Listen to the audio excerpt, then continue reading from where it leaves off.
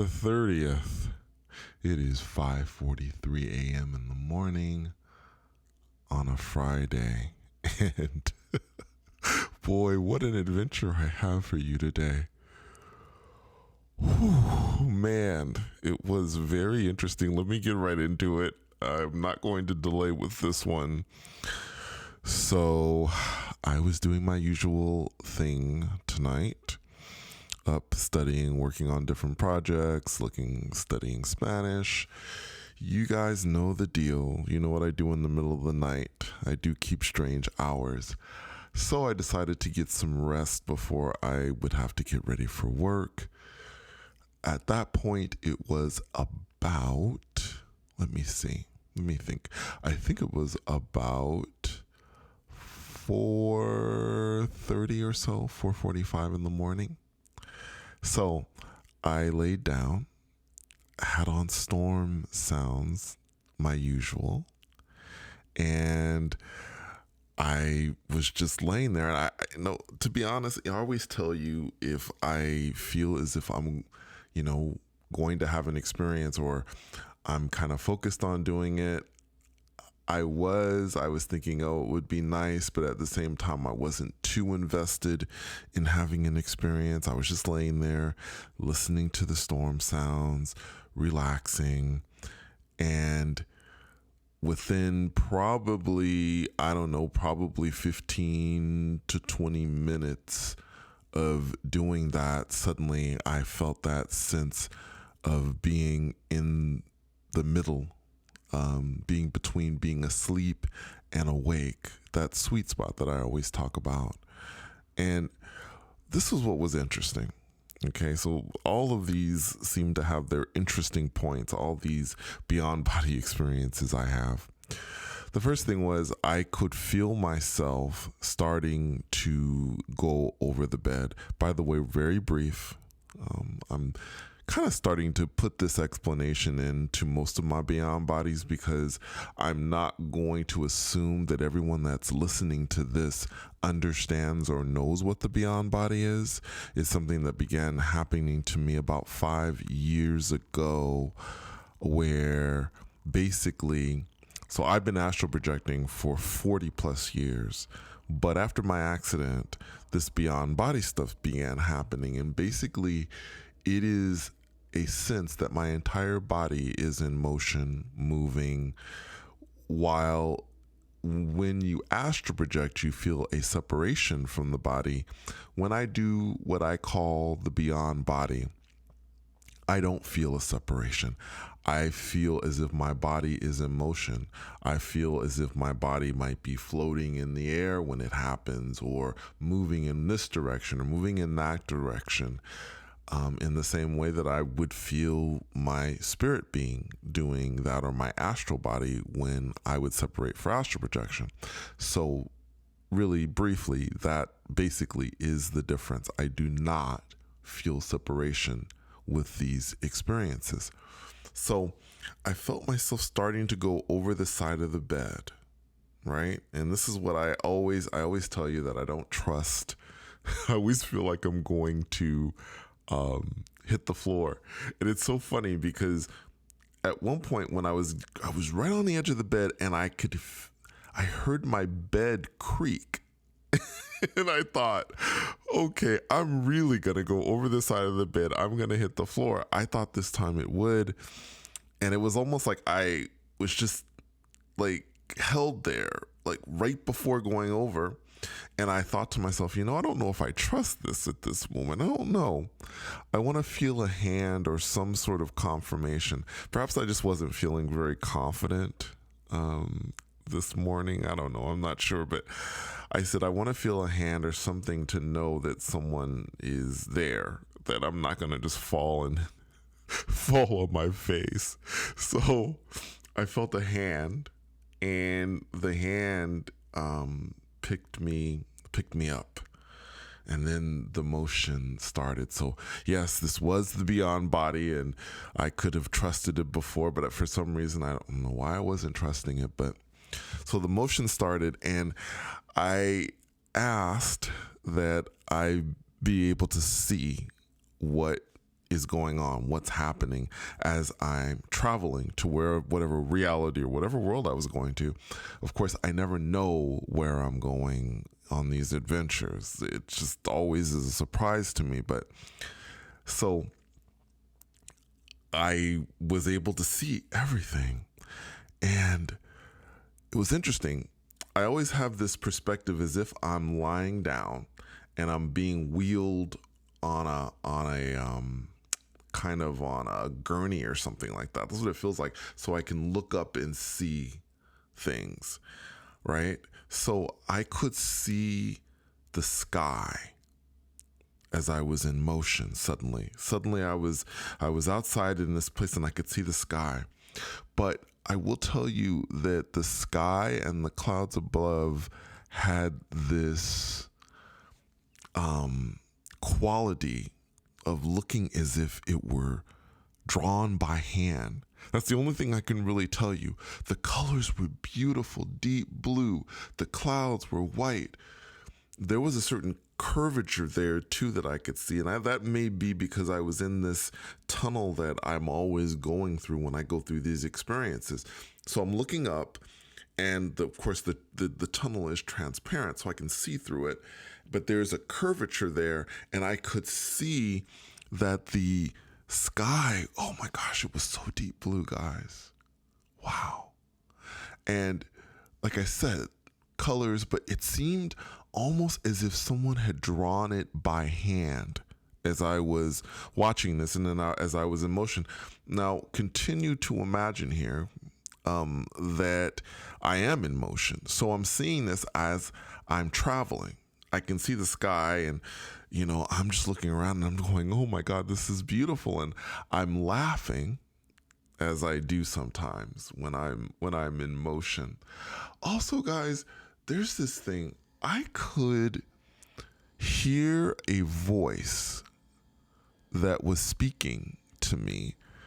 Now, I've heard this before, and I haven't really mentioned it because for some reason, I always think to myself, maybe I have on talk radio, or, sometimes I'll have on something in the background where someone is talking.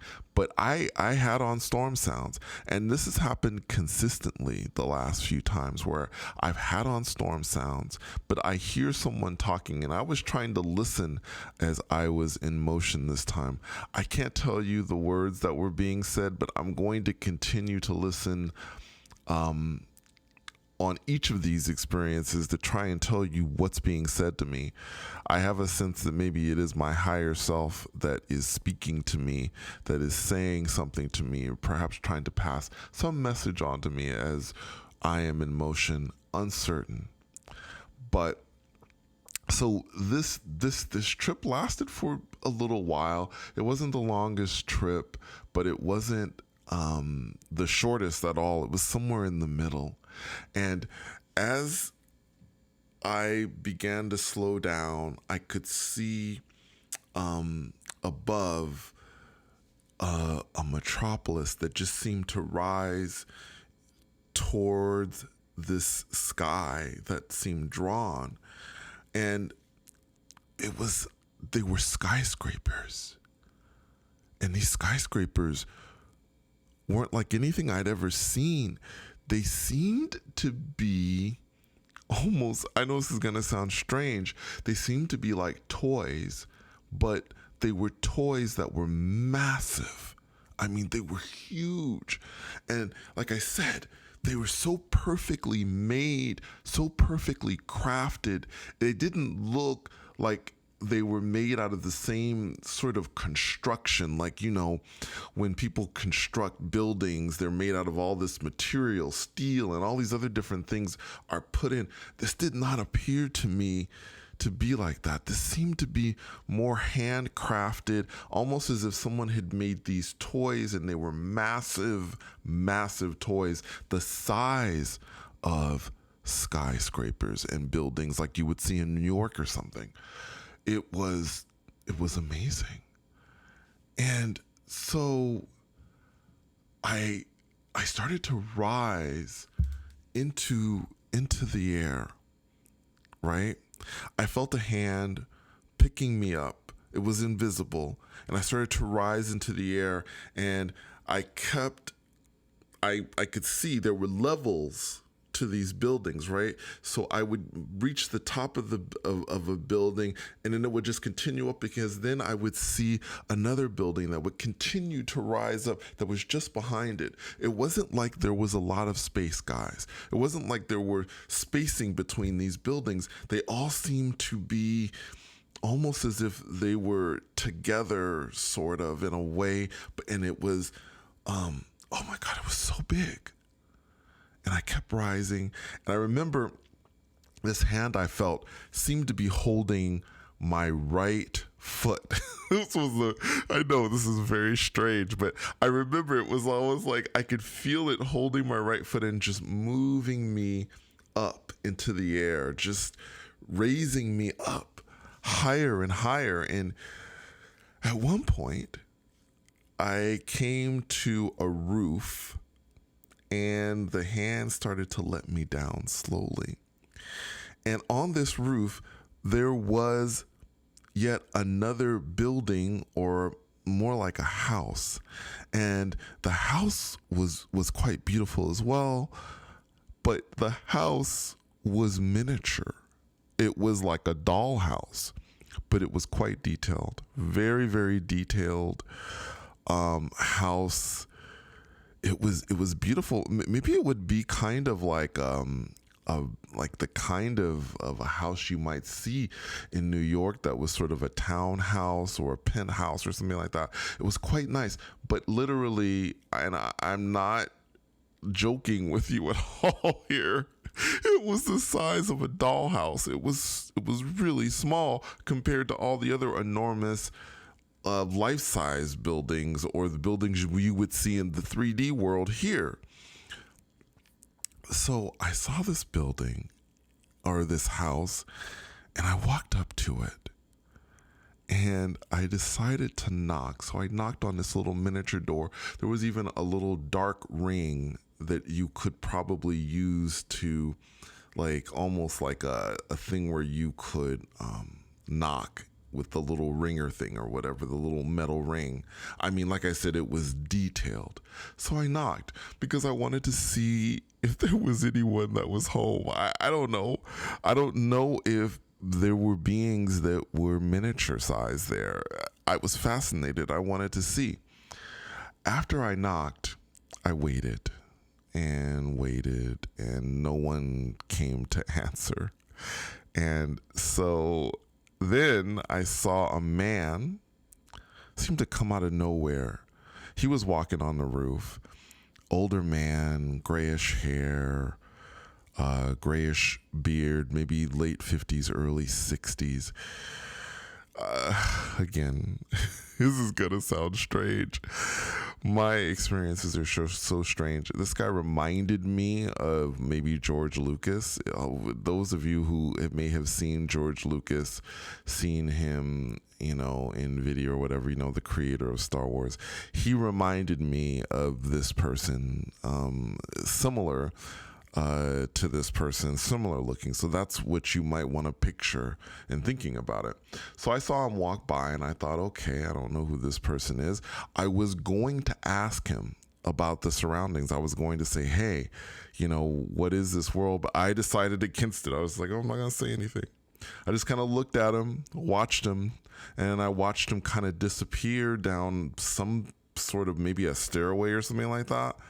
But then, guys, I saw him again suddenly. He just seemed to appear out of nowhere, and I thought, okay, so I've told you before in these experiences that there seems to be some sort of trigger or something that brings me back, or else I could stay out there forever, maybe. Who knows? But I believed, I was like, okay, maybe this is the person or the being that's watching over and is going to come to me when it's time to go back and say, it's time to go back. So I thought, okay, whatever. I'm going to ignore this person, because this place, I have to tell you guys, it was magnificent. It was magnificent. It was so beautiful. The buildings were just so amazing. The colors. Oh, I wish I could explain it or do it justice, but I cannot do it justice in words. I really can't. And I guess you just have to allow your imaginations to just kind of be open and really picture a metropolis built of toys, but the toys were forged with such beauty. Oh, it was amazing. So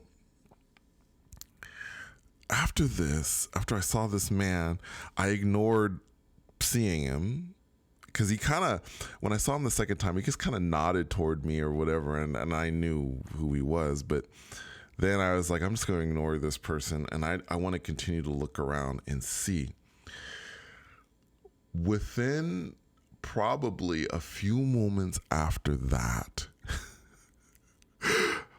a gorilla or an ape or something that resembled it walked out of this dark space that was probably not more than about 15, 20 feet ahead of me.